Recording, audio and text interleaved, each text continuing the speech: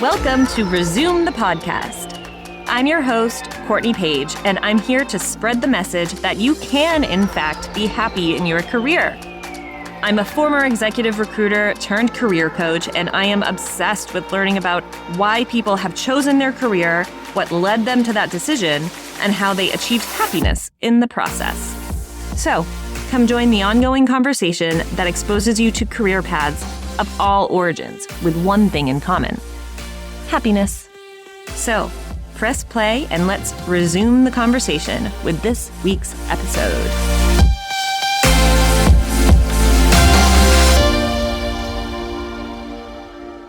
Today, we are in the studio for the first time ever in-person interview for Resume the Podcast. Normally, I record virtually, which is always incredible and allows the podcast to host professionals from all over the globe. But it's so fun to be here, and I think it's important and exciting to explore and support local businesses and entrepreneurs. And today, I could honestly not be more excited to have who I have in the studio today. So we have Anna Delgado and Megan Smith, who are just perfect, and they are the CEO and COO of Cosmetic, a consulting, training, and marketing firm transforming the provider journey in aesthetics. So through their trifecta of success, which we're going to talk about, they are developing successful aesthetic providers and are committed to elevating the standards in aesthetics training.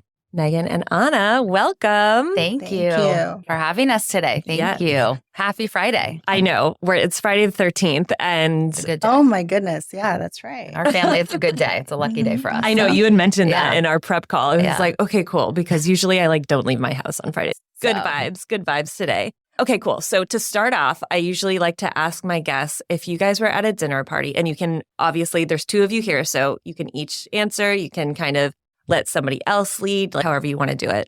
But I love to start off with this question. So if you were at a dinner party or a cocktail party or whatever you want to call it, and somebody that you didn't know came up to you and you started schmoozing and they asked you, what do you do? What would your response be? I provide continuing education, consulting services for healthcare providers of all kinds. So same cosmetic. In the world of aesthetics. Yeah, in the world of aesthetics. So aesthetic-based cosmetic, exactly what you said, trifecta of success approach. We have a training academy, marketing and consulting firm towards medical professionals in aesthetics to launch their career in injectables, lasers, med spa world, and make them really feel empowered and confident and to live their dream and be happy. And so, how do people usually respond to that? What is the general vibe? People are, in my opinion, are so interested in the aesthetic world. The minute you say, we were talking about it earlier, you say the word aesthetic, they might not get it. But when you say Botox, they're like, oh, you do Botox? I'm like, well, I don't do it, but we, it's like a whole thing. Yeah. I think sometimes there's a misunderstanding between what is what a esthetician does, and then the non-surgical aesthetic world, right? And then the surgery world. People that are not familiar with that kind of confuse everything into one. So as Megan said, it's clear when you say, oh, Botox and fillers, everybody's like, oh, okay, I get it now. Yeah. What? And they're immediately intrigued, I think, right? Because everyone now knows the word Botox. They understand what that means. And I would say 80% of people are like, okay. What I usually get is, what do I need? Exactly. I have probably 100 people that I need to talk to about what they need. And I don't even want to know what you're thinking of my face. You look amazing. No, I'm not even going to ask them that. You look great. I would tell you. That's part of our job. Thank you. But yeah, I imagine. So it's so funny. My ex-sister-in-law is a PA, and she used to do, or I think she still does, Botox stuff. And that was something that people would ask her immediately. Well, what do you think I need? And she's like, I'm not going to tell you. Yeah, so come see me. Yeah. That's the dinner party, though. That's what I end up doing in a corner is assessing faces. And will you actually be like, if I know them, if they're open to it? Yeah. I'm not an injector. We want to be very clear on that. But my background is both in aesthetics. I taught doctors how to inject in another life. And so that's kind of what we do now. But we have national trainers that teach it from a clinical perspective. Okay. But what we like to teach is the art, looking at the face, looking at symmetry, looking at balance. It's kind of fun when you have people that are really interested in it. And sometimes the misconception of filler is, oh, well, it's going to make my face look bigger. No, it actually lifts and contours. So it's sometimes fun to kind of do a little assessment if you're open to it. So that was a question that I had. What is the biggest misconception on Botox, fillers, aesthetics in general? Well, it's been an evolution, really. It's kind of what I've had to teach even the doctors, right? Sometimes they come in because, and just to give some background, I've been doing courses on aesthetics, non-surgical aesthetics, Botox fillers primarily since 2006. Okay. On a monthly level. And I think that there's been a paradigm shift. As Megan said, people are a lot more familiar with this now. Mm-hmm. There is still the negative connotations because most people that do treatments, it's natural looking, right? We only see the unnatural looks, right? We see the weird looking eyebrows, the frozen looks, the over-injected faces. And so I think that's always the education part where we have to show not just the provider, but in general, the people that it can be done naturally, it can be done conservatively, and that is a constant thing, but it's gotten better. Companies do invest quite a bit of money to answer to that. Yeah. Like a long time ago used to be, is Botox toxic? And I think now that's kind of gone away. People understand that it's just a protein and all that. But then it was shifted to, well, it's going to make me look like frozen, right? And so she knows about this. Allergan did a whole campaign called the Freedom of Expression where they brought in celebrities and stuff to kind of educate. You don't have to, you can choose how you look. Some people want no movement, but if you want a little movement, we can have some movement. So it's all about being balanced too. Balanced and doing it tastefully. That's a big part. Anna's been doing courses. I was with Allergan, who's the makers of Botox, for over 10 years. So that was my career. And that's how I met Anna 10 years ago. I was her Botox rep and we became great friends and all of that. And I was a global trainer for them. But the biggest thing is that it takes 3 to 4 syringes of filler sometimes to get just a little bit of a correction. So I think the other misconception that we see is that 1 syringe is 1 blueberry. Okay.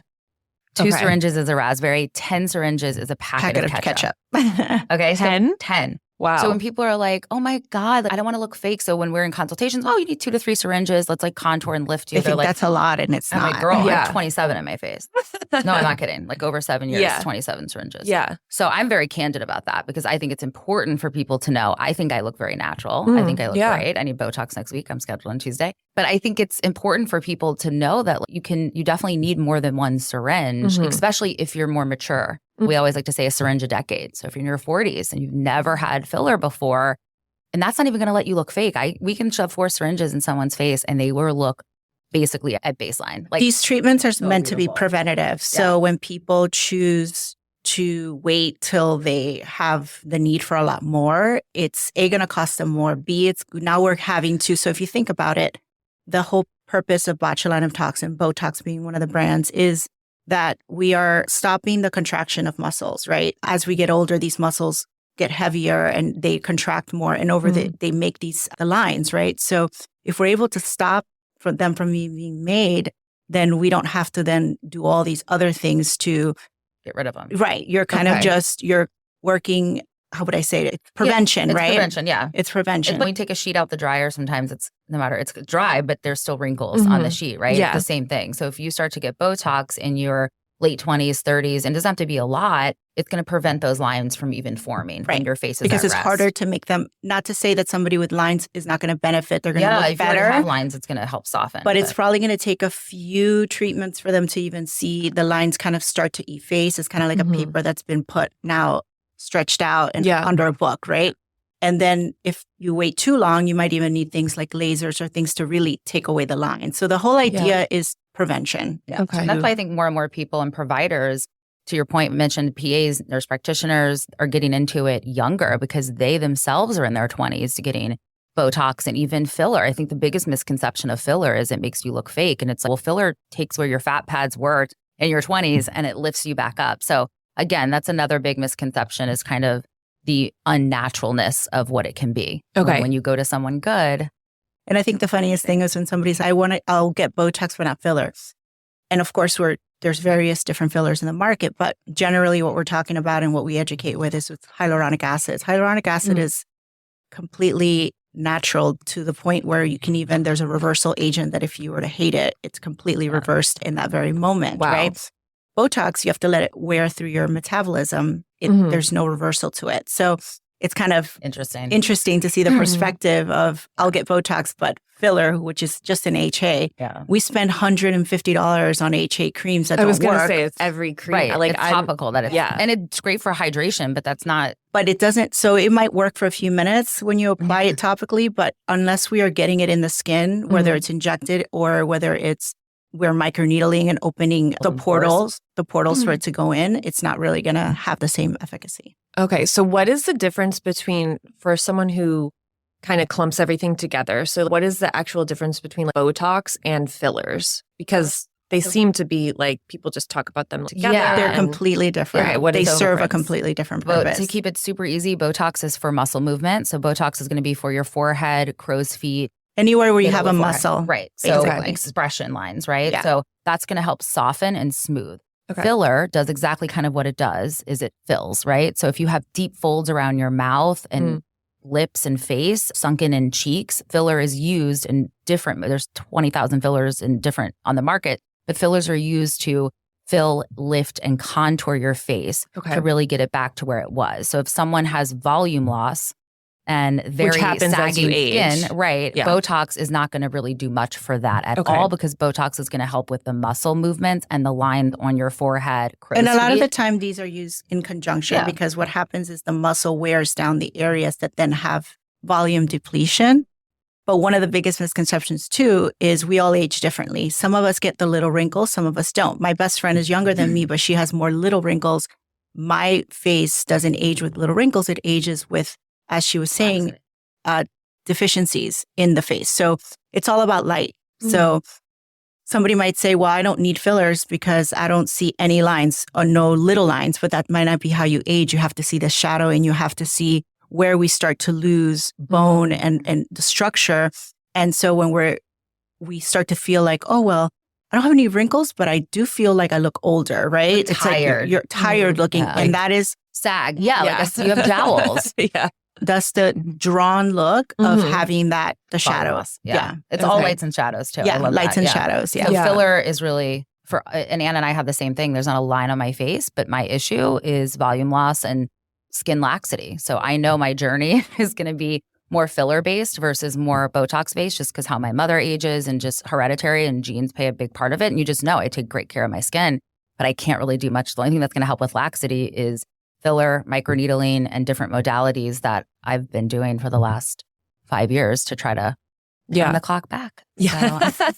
Yeah. What age do people, you mentioned late 20s a couple times. Is that kind of the prime time to... Everyone's differently. I have 23-year-olds coming in getting Botox that look 33. Oh my gosh. Well, because they have very strong muscles. Like a lot of girls that are in fitness competitions too, their muscle movements are so strong that at rest, they have railroads on their foreheads. Where I will see a 40-year-old that has porcelain gorgeous skin, but yet they have sunken in cheeks and they're starting to jowl. Everybody ages differently, Caucasian skin, and also not just ethnicities, right?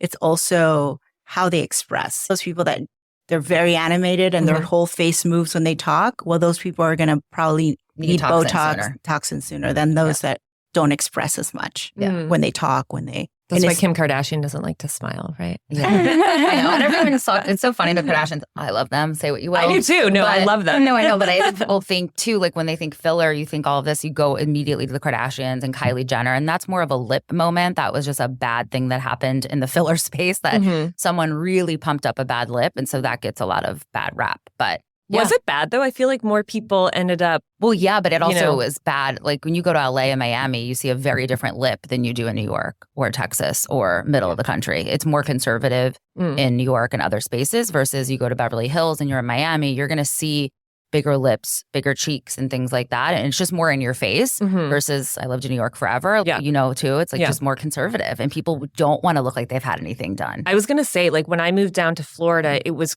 insane how in your face it was. Like in New York, you don't even really, unless and it's I guarantee you everybody in New York's doing it, but they're doing it in a different format. Conservative. More conservative approach. Yeah. And okay, so let's backtrack a bit. So how did you guys get started? What did you guys, Megan comes from sales, business development, training, and all of that. Yes. Huge background in sales. So that was always my thing. I started in skincare, fashion very briefly outside of college, and then moved into the aesthetic space working for skincare brands, and then got with Allergan on their skincare division, and then progressed into Botox, and then became a global trainer for them, and then a director. So I worked with the 3 divisions that were with Allergan, so Botox, Skinmedica, and Cool Sculpting. So it gave me the access to all the top practices around the country to see what they're doing well, the top providers, meeting people like Anna who have the training academy. And so my whole world has been nothing but aesthetics, business development, and how to be really successful in your practice and how to be a great provider and a great injector. What did you study in school? Just out of business. Yeah. Okay. And communications. Okay. So I just knew, I'll never forget, manifestation is real. My junior year, I had to do a paper and it was like, where do you see yourself in 5 years? And literally the whole paper was, I will be selling Botox. And I was, what was the pull to Botox? Like, what? I just love, I don't want to age. Like, that's just never going to happen for me. I will have the same face. I'm going to go down screaming. Rivers over here. Anna and I will be doing this in 20 years and same face. But it's just I don't know, I grew up in New Orleans. My mom was very into skincare and beauty, and I was always into fashion. Realized very quickly you can't make a lot of money in fashion. And so pivoted to beauty, and you could do really well there. And I loved it. And I just love that world. And I love making people feel better about themselves. I think working with women, even from a skincare perspective, to say, oh my God, I use this eye cream. My dark circles are better. I'm taking care of my skin, and just making people feel better makes me feel good. And so it also makes me feel great to keep up with my skin. And I just also am a total nerd about the world, and I love all of it. In another world, I would have been an injector, but I don't feel like going back to school. So, but I love it. So for those who can't teach. Right? So we love it. So that's kind of been my whole background, and bringing that together with Anna, and her background has been great because I have she is an entrepreneur and I have the corporate world. So kind of merging the two and relaunching cosmetic last year has been amazing. I'm super grateful to have the opportunity to work with her. So. Yeah. And I want to touch on that. I want to touch on the entrepreneurial venture. But Anna, I just want to know real quick for our listeners, what did you study and what did you do like right after school? Because I think that's always an interesting step that everybody has to take. And it's always, what do you do? What do you do? Yeah. Exactly. Yeah. No, I went to the University of Florida where I studied communications and business, entrepreneurship. And I went to work into the advertising world for a year. That was the only job I've ever had that wasn't me just going into the entrepreneurial world. And I quickly found out I was managing $30,000 to $40,000 budget a month, and I was making $32,000 a year. That wasn't going to work for me. So I was bartending that year, and I had an opportunity I met a cosmetic dentist at the time, and he was in the process of basically publishing one of the first books in dentistry for facial aesthetics. And he had me come on board, and I was on the cover of the book for my lips. And I knew nothing about this world, but he and I merged together and we created an academy, one of the first actually for injectables, for Botox and fillers. So we did that together for about 3.5 years. There is something to say when you want something to grow further. There was that disconnect. I wanted something that was going to have a lot of different trainers, and he kind of wanted to keep it just him. So I kind of ventured from that. And at the same time when I was doing that, I launched Cosmetic as a consulting marketing company. And I was providing just different tools and things to help practitioners in the aesthetics world. That's what it was at the time. In 2010, I launched Dental Spa Seminars, which now is one of the biggest dental academies in the country. We serve all markets nationwide. And so that's been around now for 13 years. And somewhere along the following year, I developed the International Academy of Facial Aesthetics, which is a supporting academy today for dental spa and both cosmetic. Leaders from all over get together once a year to do a big annual symposium, which is actually coming up in about a month. Oh my God. Wild. I know. But it's a beautiful thing because this academy started off as a supporting academy for dental. And what's interesting is that after a few years of its inception, just about 5 years, I had one of my great friends and colleagues, Dr. Kian Karimi. He's a top plastic out in Beverly Hills. He was one of my instructors, faculty for the IFA that year. And he was just like, amazed at we were doing cadaver workshops for facial injectables for dentists. And he was just like, oh my gosh, this is incredible. I need to do this. So that inspired him to create the LAMCA, which is another nice meeting in aesthetics in the medical world. And that progressed into more and more medical people having an interest in the academy. And I started getting more attention for courses, but the IFA, I wanted to maintain it as support. I didn't want it to be a course thing. I wanted to do the one annual symposium, but have it be more of a forum where there's a portal, people can do accreditation and all that. So cosmetic I tried to actually do cosmetic in 2015. We were already doing private courses for cosmetic because I wanted to maintain the integrity of the dental academy for dentists. And then cosmetic became our medical. Nurses, PAs. So anybody under the medical umbrella could attend cosmetic privately. I tried to do a few courses in 2015, but I'm only one person. It wasn't the right partner. That's all I'm thinking this whole time. I'm like, how did you do all of this? Yeah. Like, I needed somebody like Megan, right? So this is where we're getting to where I kind of put it to a halt. I told my team, hey, we'll continue doing privates, but there's no way I'm going to try to replicate what I'm doing with Dentist Spa with cosmetic for medical because it's going to take a lot, right? Mm-hmm. How long was cosmetic? Cosmetic was the first company I launched in 2008 as a consulting marketing. Okay. Then it became courses in like 2014, 2015. We started doing 2015, we started doing courses. Okay. But I only did it for a year. I shut it down.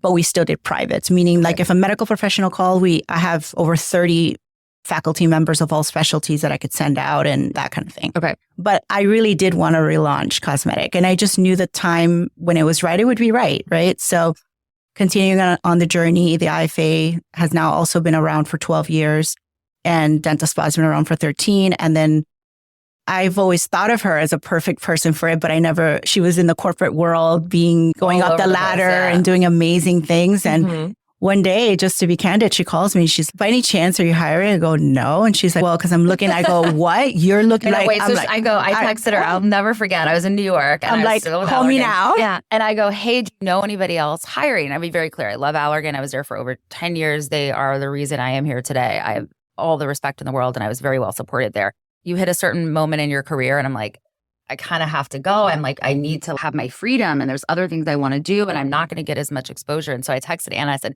hey, I think I want to also like maybe move back to Miami. Do you know anybody hiring?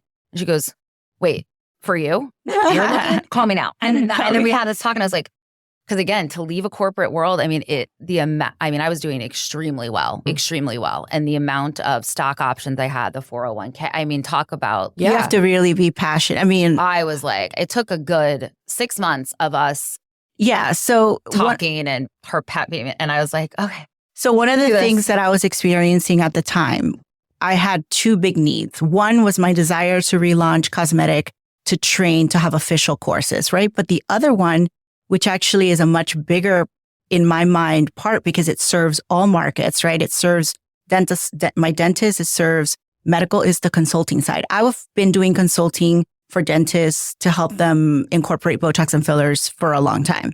But I needed to take it. I'm one person, right? So I can't be going to every part of the country. Right. And so as it's become a lot more successful in dentistry, now they say it's an estimated 30% of dentists offer injectables, right? It's been around my academy, I've been doing it since 2006. So it was now getting to the point where there was a lot of demand for, I need help me from the business perspective. And so it was a perfect marriage because she comes from the world of that's all she did every day was help practitioners incorporate injectables into a practice, right? So she had a whole different level of expertise that blended really well with what I do. Mm-hmm. And she was able to offer, and we've created new programs since we just had one program to help doctors. Now we had, and it's also been a passion of mine, the whole leadership EQ and all that. So we developed all these other programs and now offer courses. And so I knew that she was the perfect partner when we came together. We had to kind of think it. But we got it. I mean, I am so grateful for her because again, my background is so structured and so corporate. And I think that's a big thing is out of college, people don't know what to do. And you either can kind of take Anna's path or you kind of take my path where you're in that corporate mindset and you're making really good money. And I know a lot of people that are not happy in their corporate world, right? Whatever they're doing and they don't know how to leave and they don't know. And it took Anna kind of really believing in me and being like, hey, like you can do this. We can do this. Like, there's a need for it. I think it was just from a financial perspective, right? Like leaving that really. So it took a little bit, took some therapy. People being like, no, dude, like you can do this. And I really didn't tell a lot of people either. I was like, I don't want a lot of opinions. Right. I want to be in the zone. I want her support.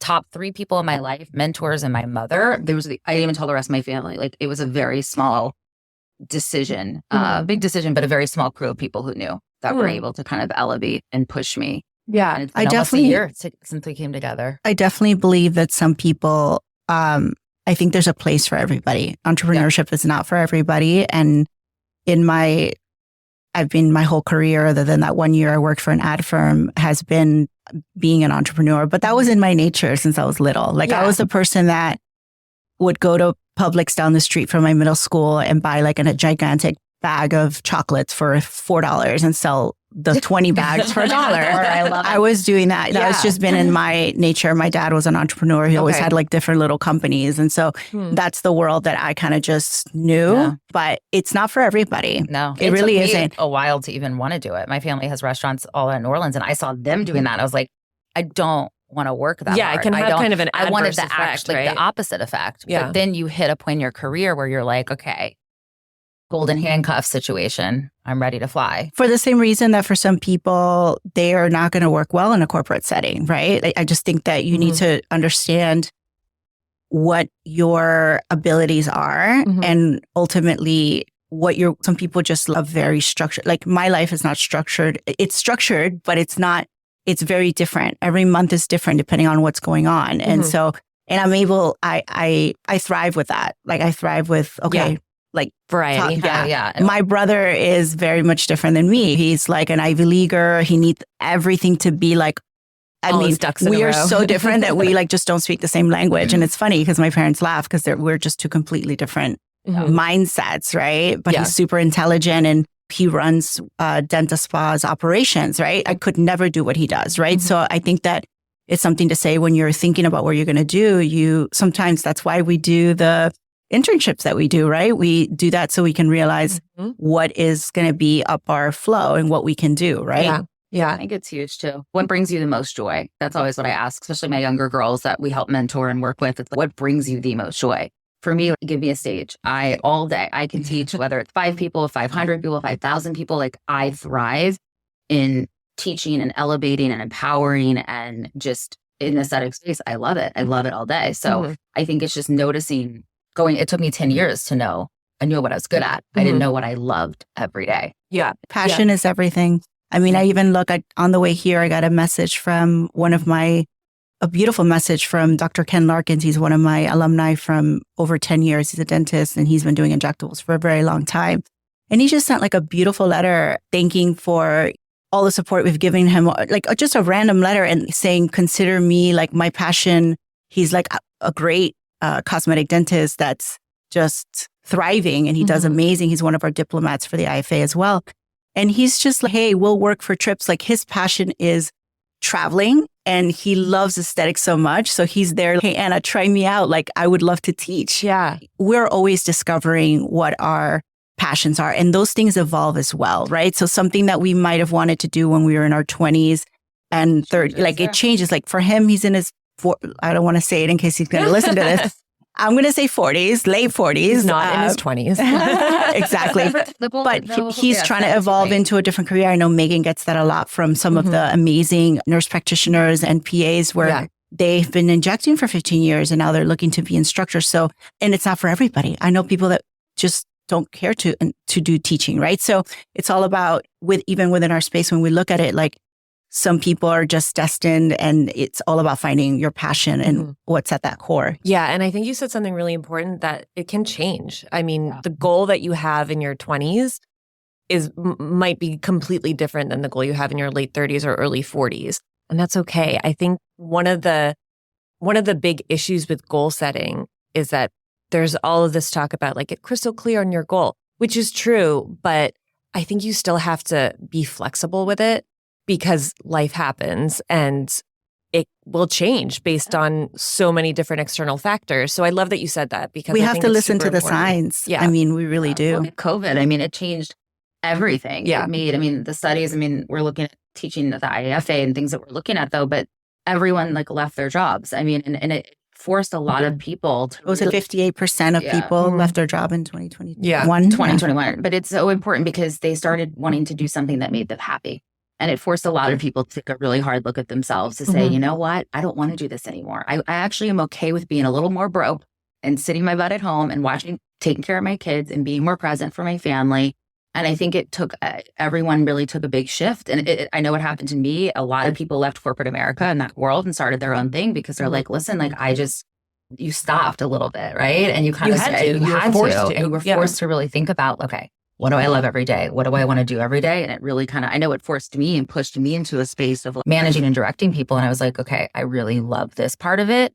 And then 3 years later, here we are. So. Yeah, I was going to ask you, what was the catalyst to leaving Allergan? Yeah. I mean, you obviously had great. Yeah, no, it was great. I had there. the most amazing director, Susan Ehrlich. She's amazing. Mentor. I was very well supported. I just kind of came to a halt. But I think I told you when we were talking, I was going for a different position and I knew I was going to get it. It was one of those things where I was like, I'm just going to throw it out there. I'm just going to go for it because I kind of had to. They make you do that. You kind of have to. And so in all corporate America, if you want something in 5 years, you have to start interviewing now. It's just like how it rolls. I interviewed and I did really well. And they were like, oh, you obviously killed it in the interview, but you haven't suffered enough. That's literally what I was told. No, it shall remain nameless. And I was like, I'm sorry, what? And they're like, yeah, you've moved up the ladder so quick. You're so young. You need to sit down and kind of go through some. And I was like, what? I just went through a global pandemic. I was in New York City in the global pandemic. Wow. So at that point, I was, listen, the people that are rising sometimes in some of those corporations, not even specifically to who I was with, sometimes it's not the right people. And I just didn't feel like where it was going was the space that I wanted to follow. Because I know if I'm not being inspired by some of the leaders, and that's just not a place that I wanted to be. Yeah, how are you supposed to inspire? Right. And then it also was like, well, but I'm very grateful and I had the most amazing run. But that kind of shook me a little bit because it was the first time that I really felt like, wow, like it's not just about my talent or how great I would be because I was the actual perfect candidate for the job. I would have killed it. But it was also a way for me to be like, no. And I didn't quit because I didn't get it. It was like a good 2 years later. But it put me in a space of thinking about that. I have to start taking my own, like at the end of the day, you have other people controlling your career. Right. And I was like, financially, I was set and I did like my team and I loved what I was doing. But at some point I was like, I'm only going to go so far. And as well as I do, whenever you're in corporate America, I would never be able to do a podcast like this. I would get roasted. It would be compliance. It would be a whole thing. And so a lot of times too, we're able to teach providers having a voice you just can't really say a lot of stuff. And that also doesn't work well for me. I have to be very candid. I'm very transparent. And at that point I was like, I don't feel like I can really be myself anymore. And that's where I was like, I don't love that. And I also didn't want to I was like, I'm ready, but it has to be the right thing. Because I could have easily went to a competitor and made probably even more money. But that's not what I wanted. I was like, it's not about leaving the company to go. It's really about what do I really want to do? And it took me a literally good 6 months of talking to Anna, talking to mentors, and talking to really myself and being like, what do I really want to do for me to take that jump? Because it was a really huge shift from a financial stability. Everything was taken. For the listeners, there's also, as you're trying to decide what you're going to do, there's also a middle space where there's starting your own business and there's corporate America. And then there's small businesses in the middle where you can really be an entrepreneurial, like you can play out your entrepreneurial skill. And I recognize the people that I work with that have entrepreneurial spirit. How do you do that? I mean, I can tell just by how they operate and how they think and so as an owner, as somebody that's always been an entrepreneur, I'm constantly thinking about, well, how can I make them, like what would I open with them and let them run with it? You know what I mean? You're always thinking. So for those people that want those opportunities and maybe just don't even know where to start or don't have a company, they don't know their passion yet, they don't know their calling, they could play out those entrepreneurial. They don't have to go into like red tape corporate America. They can go into a smaller business. And I know going into discussing another sector, I know a lot of my friends in finance that left the more rigid finance companies to go work for more smaller up and coming because they wanted to have a little bit of, they wanted to have a little more of flexibility with their time and they knew that would work for their entrepreneurial spirit, right? And they would be able to do that. And so that happens in every sector. You can decide if this is not for you. There's this whole middle ground where you can really kind of play into fostering that entrepreneurial skills, but also I think people just get really at least for me, the biggest fear is that when you're making the money that you want to make, it's a really hard thing to leave. Like it's really, when you're easily making 350, 400, $500,000 a year and you're set and you're not even sweating at 40 hours a week, like it is a very hard thing to walk away from. Yeah. And that is where I think, to Anna's point, you have to say, like, I had a diamond company, I had a travel company, like I always did a little side hustle. So I always knew I had that spirit, but I was always like, oh, I can't leave. I can't leave this money. I can't leave this money. I can't leave this money. And that was always just the narrative I told myself. And it wasn't until I took a minute and after COVID and I had that kind of shock from not supporting women and what I thought in my company. And I was like, I don't really like this vibe. Yeah. Let me like take a minute. And then I'm like, I can build my own. Let's do this together. It just takes time and it takes patience. But I think that's the biggest thing when I talk to every person that calls me and is like, we're so proud of you. I can't believe you left. Like me leaving was a big shift. Like the amount of text messages and calls I got that day from Allergan people was like, you did it. Like you got out and you started your own thing. Like they were just like mind blown because a lot of people don't leave to do that. Right. It's a very hard thing to leave. So I think for those people in the middle, to Anna's point, like you kind of have to have the right, I would say your vibe is your tribe. And like you have to have a tribe of people around you that are going to support you in your dream and not break you down and say, well, you can't leave that. Because I know my mom for a while was like, man, you can't leave.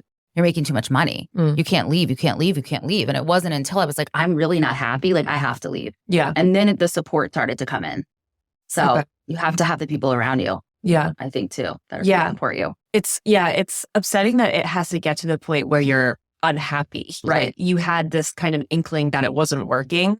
And then this thing that left a really bad taste in your mouth. And then it still took a while. Like, my hope is that people listening to this will be able to recognize those symptoms earlier so they're not stuck for another 5 years in a job that isn't serving them. Exactly. We'll put a plan. The minute I knew that this was going to happen, I put my plan in place and then I talked about it. We had a date that was set. I had a date in my mind. I had a date of when I was going to exit.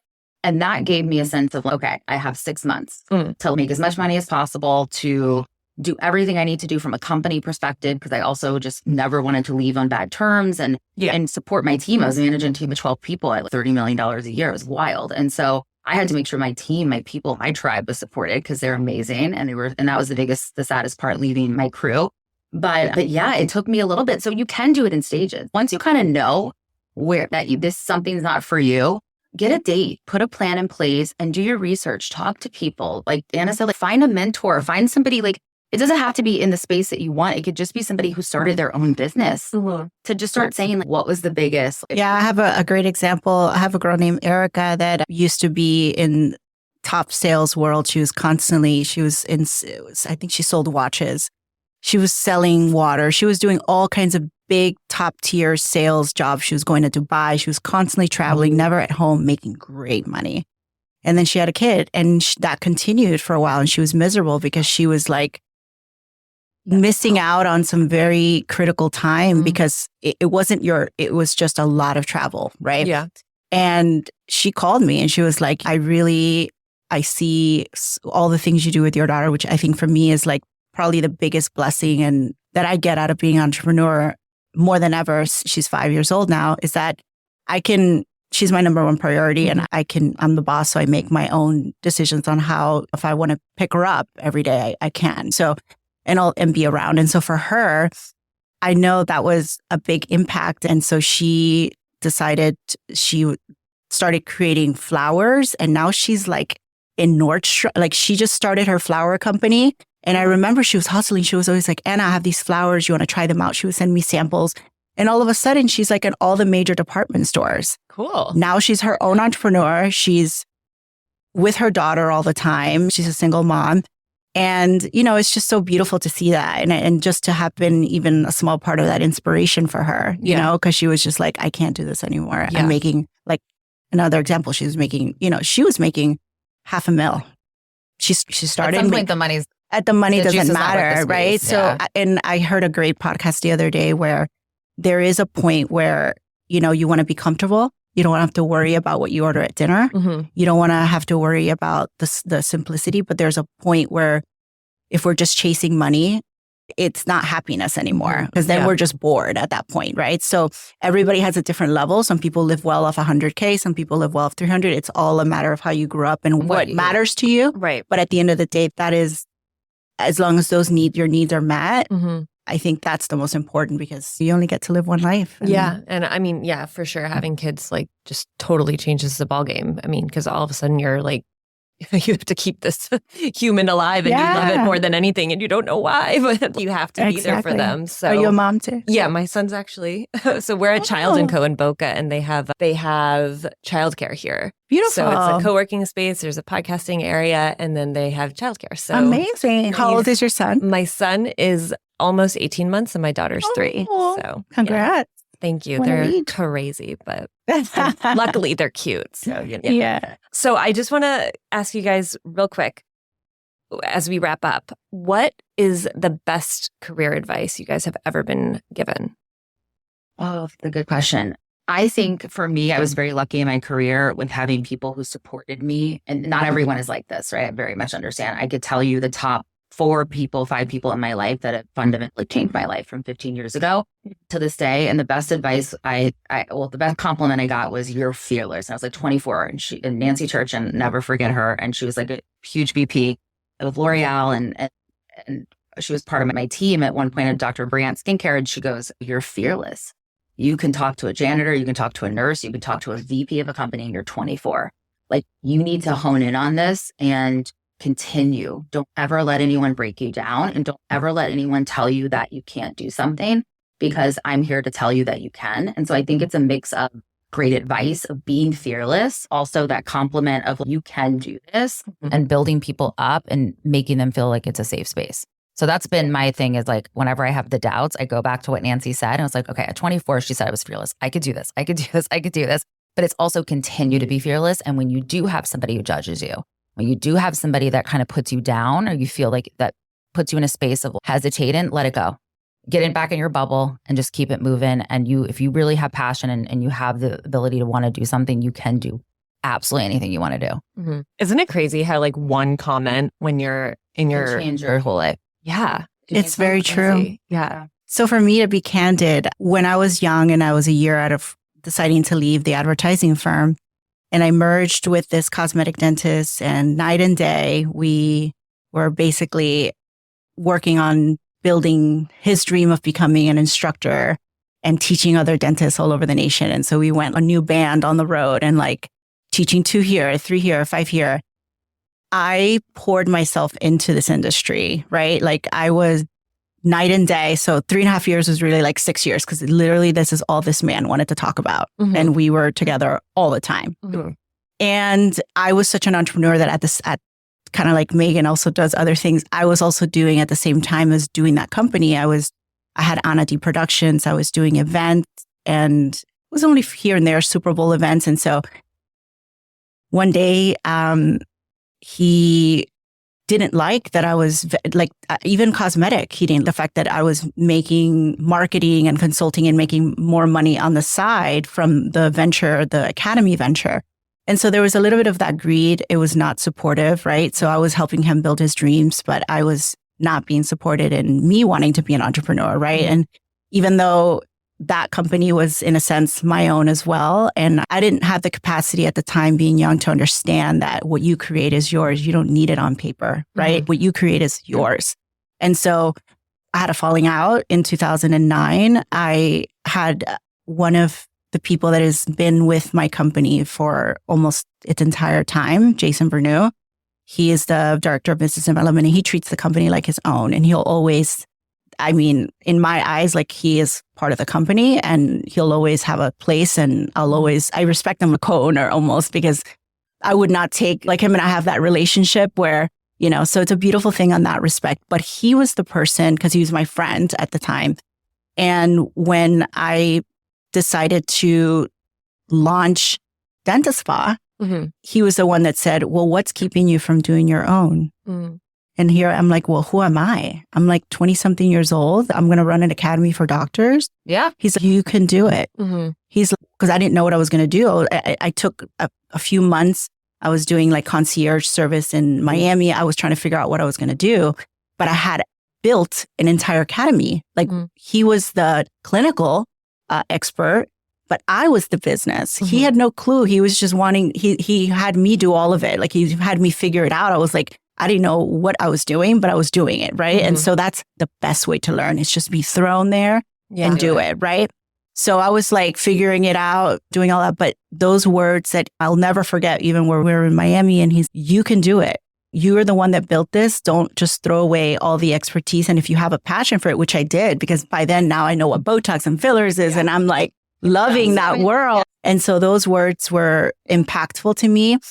But also one thing that I think is very important for listeners is sometimes things happen in your life that seem to be like they are the worst thing in the world. For me, when my partner fired me from an office that I had rented myself, okay, knowing that I had 30% of that company, but he changed the name so that I would not be able to have it. And I thought I lost everything. But in reality, in a few months later, with the advice of listening to myself and listening to people like Jason, supporters, your tribe, I launched my own, and it was the best thing. It was the best thing I ever did, because then I had calls coming in. I have full control. I've had calls coming in from the other company, and that one went down the road. I was the person, I didn't realize my worth, right? Like at the time, I thought without me, he's just going to get another me. Well, he didn't. There was no other, the academy never continued. Like, Mine not did. Replaceable.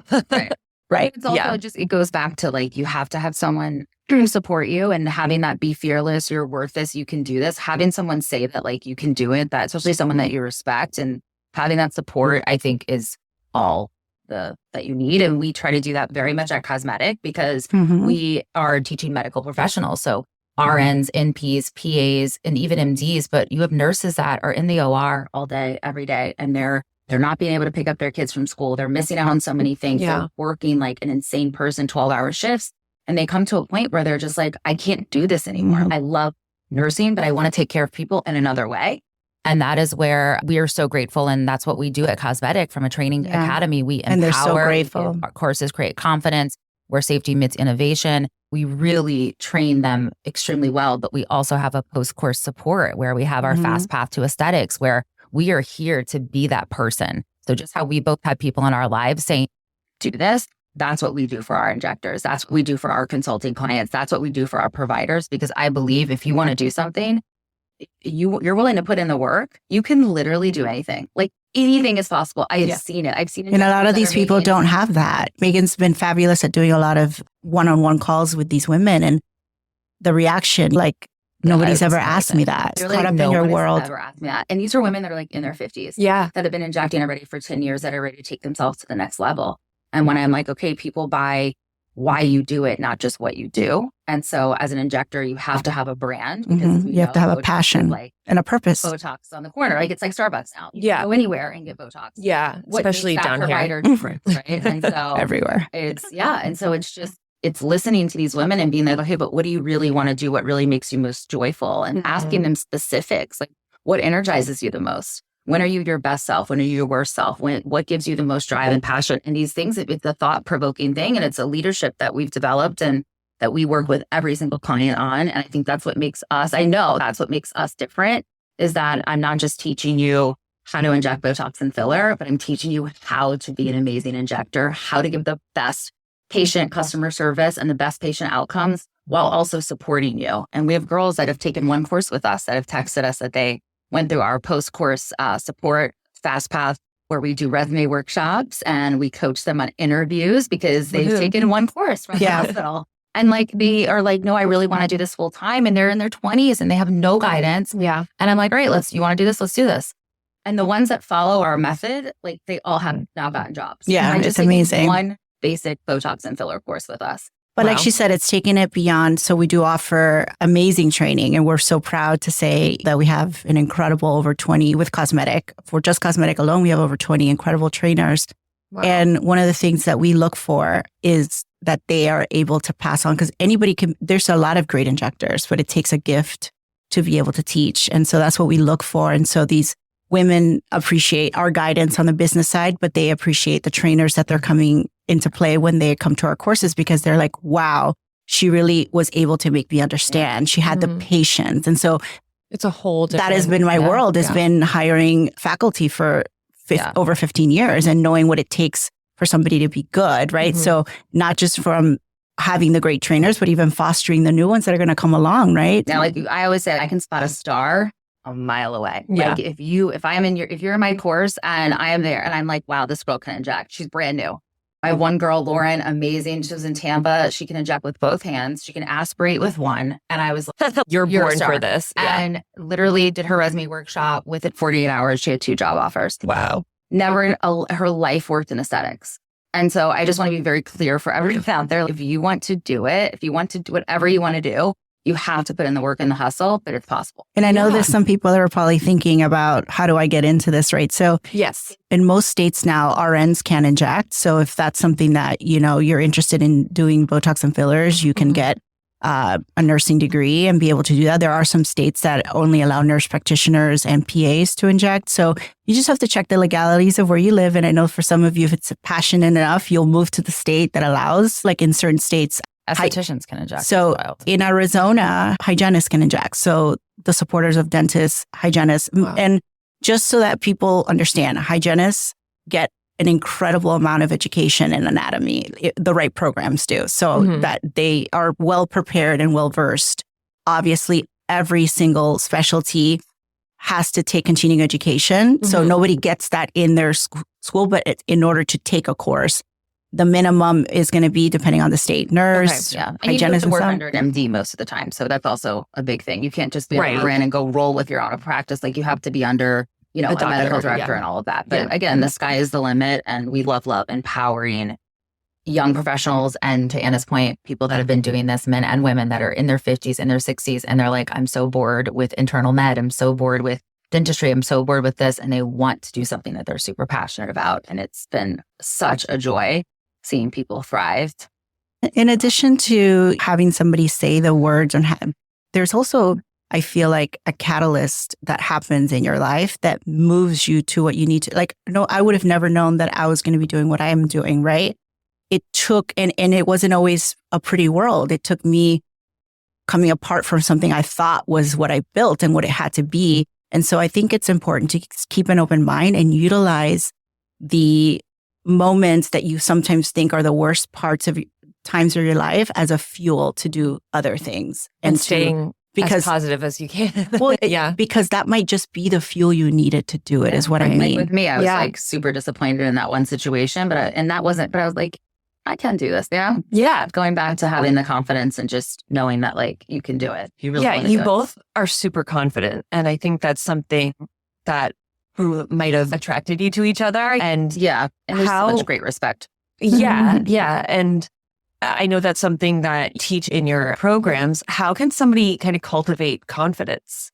Fake it till you make it, baby. Oh yeah. Okay. Love it. I know it's not in everybody's personality. But here's where, for example, I've had incredible, knowledgeable trainers that weren't the best at speaking and sounding confident, but the knowledge in here was incredible, right? So all it took was experience doing it. Just do it until you get better at it. I wasn't always good. I wasn't always great on stage, but I got good at it by doing it over and over again. There's also workshops you can take. So even if you're not going to be a speaker, taking a speaking workshop gets you confident in general in how you approach life and how you talk to people. It's also too like looking at, because again, managing as big of a crew as I did at Allergan and just again, working with people, I love empowering. So I always like to see, I can tell somebody's immediate strengths and areas of opportunity within the first 5 minutes. And so not everybody has that, but it's also being emotionally intelligent enough to know what your strengths and areas of opportunity are. So if you can ask yourself that, if you're a young listener or even older, sometimes the older ones are the ones that have the biggest curve because they haven't asked themselves the tough question. But if you know your strengths, hone in on that. And if you're willing to look at your area of opportunity, whether it's speaking, whether it's, I had a call yesterday. One of my clients was like, Megan, I'm not going to do social. I'm not doing it. I don't like it. I don't enjoy it. It does not bring me joy. It does not bring me energy. Yeah. But it is the world that we live in. So we have to, how can we come together on this because if you want to make XYZ amount of money, we're gonna have to kind of go down this road, right? So, but she was very much aware of her area of opportunity. Yes. So it's working in conjunction with your area of opportunity, knowing that you lack in a certain area is half the battle. Yes. I know the problem. This is, I'm like going through this right now. Okay. Yeah, no. And I think it's so valuable to know where your blind spots are and identifying them. And it's like, we all have them. Like no one is going, like you were mentioning before, like you're only one person. You can't be in like 4 states at once. Like you have to know where to delegate and when to outsource. Delegation was definitely one of my biggest problems many years back until I had no choice. Yeah. I had no choice. Yeah. Like if you can think though, like if you're an injector or you're a nurse and you want to be, and you know that you have an amazing aesthetic eye, but you just are maybe not confident on the science, right? Like there's so many ways that you can study, to Anna's point, like workshops and podcasts. Now what is available in the world as a resource, it's amazing. Free resources to make you a better version of yourself with whatever you want to do. I don't care if you want to be like anything you want to do. We don't own a restaurant. It doesn't matter. You can, there's 10,000 resources now. Yeah. Like, we didn't have that 10, 15 years ago. Yeah. Like it wasn't a thing. You know what I mean? And so now I think that there's no excuse, and I say that with love, but there's no excuse to kind of not try to find the answer to something and to work on those blind spots, because there's so many things available for people. Yeah. There really is. Yeah. The biggest thing is knowing and taking that in and really asking and not that taking it question. personal. There's nothing wrong with you. Everybody has Sure. strengths Like and 10,000 weaknesses. things wrong with me, but like I know what's wrong. You know, but you have no lines on your face. But I have no and really, that's really all that matters. And that is no, you guys have been amazing. You're amazing. We're so appreciative. Thank you so much for coming up and driving and coming through this sweltering heat. Getting here. No, it's been so great. And we love what you do. I think it's just such a great synergy and great energy. And you're empowering people to find their joy and happiness and everything. And that's a beautiful thing. Yeah. Yeah. It's a really special gift. So thank you guys. You should be really proud of it. And we're so excited. We can't wait to do this again. I know. Yeah. And we're going to put all of the links so you can find Megan and Anna, all of their websites, all of their links, everything. You're going to be able to find them. They are awesome, and check them out. And if you need a career change and you are a nurse, PA, in the medical field, anything, look them up. So thank you so much for your time. Thanks for having us. Bye. Thank you so much for tuning in to this week's episode. I'm so grateful for your precious time and energy. And if anything resonated with you, please feel free to share with a friend and subscribe. If you're interested in career coaching, I would love to hear from you. Email me at Courtney@resume-careers.com and follow me on Instagram at Courtney Austin Page. Thank you so much and see you next week.